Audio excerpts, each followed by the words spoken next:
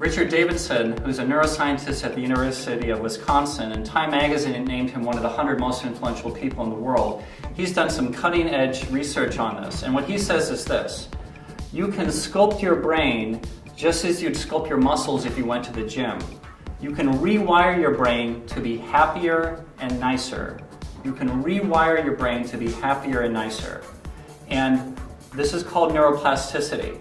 And what he means, and he doesn't mean this on a metaphorical level, this is not just a concept, this is literally on a neurological level. You can develop parts of your brain related to compassion, related to caring for other people, how to be happier, how to be nicer. And Rick Hansen, who's an author and a neuropsychologist in the Bay Area, he puts it this way, he says, neurons that wire together, fire together. Neurons that wire together, fire together. So it kind of works this way. You should be very careful about what you think about, because whatever you think about will actually get reinforced in your brain. So, how many thoughts a day does an average human being have?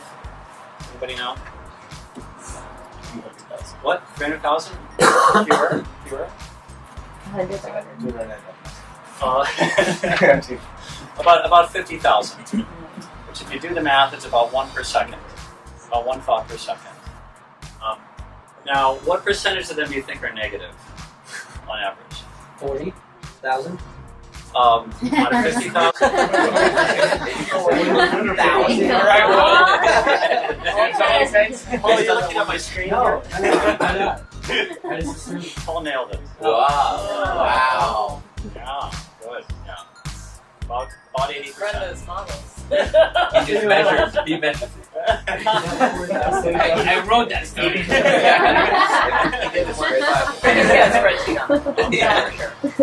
So when you think about it, your brain goes like this. Bad, bad, bad, bad, good. Bad, bad, bad, bad, good. Bad, bad, bad, bad, good. That's how your brain works all day long. Your whole life long, in general. Now there's evolutionary reasons for why it was good to be paranoid. Only the paranoid survive. Human beings out of the jungle a million years ago. If they're paranoid, they're not going to have a tiger jump on them, and they're going to be able to propagate their genes. Okay. So, but today, to have such a negative way of thinking has all sorts of stressful impacts on our body and our health and our minds and our happiness. So you really don't want to, if possible, you don't want to be thinking negative things 80% of the time. Obviously in business, if you're thinking negative things 80% of the time, it's probably not very good either. So there's a way to combat this, and it's called affirmations. So if you wake up every morning and you say, I'm stupid, I don't get along well with people, I'm fat, I'm unhealthy, I'm not very creative. If you think that every morning, that is literally going to take shape in your brain, literally on a neurochemical level. On the other hand, the good news is that if you wake up in the morning and you say, I'm healthy, I'm beautiful, I'm strong, I'm creative, I'm fun, I'm great working with people, I'm great working on teams, that will actually take shape in your brain as well. Earlier, I think the first thing I said is happiness is a skill that you can develop, okay? This is part of what I'm talking about, that you control it. And so you need to be careful, because if you think about negative things, you realize that that is what's getting imprinted in your brain. And you people are almost all probably much more technical than I am, so there's all sorts of metaphors for writing it in the code or the operating system or whatever. But you want to manage your own operating system, right? What I encourage you to do is to practice affirmations, a statement which is true. So you can just on a piece of paper, just write down things about yourself that you love, things about that you want to be true, things that you aspire to be. It's up to you to decide how big you want to dream. Okay, but it needs to be a present tense statement, such as, I'm a great product manager, I'm a great product manager, I'm a great product manager. It can be, I'm a wonderful mother, I'm a wonderful mother, I'm a wonderful mother.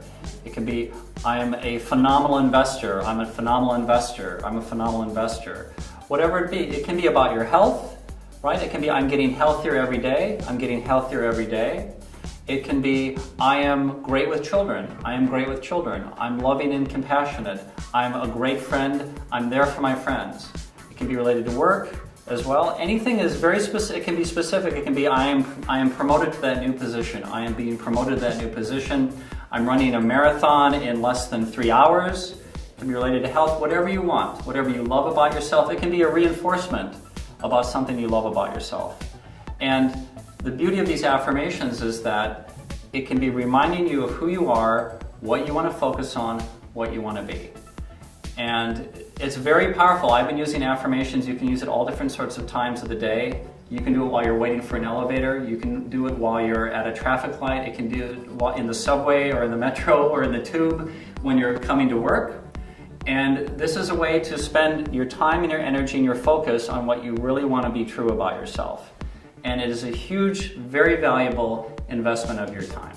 So I really encourage you to try affirmations. Do them for at least 3 weeks straight every day. If you can build it into your routine, for example, if you're doing meditation every day or working out regularly, you can build it into that. Maybe you do your affirmations when you're in the shower. But if you start doing it, I think you're going to start seeing some really positive results. And then you realize this is an amazingly powerful tool you can use to be who you want to be, focus your goals on how you want to achieve your life, and start achieving those goals. And you'll be really happy as a result of that.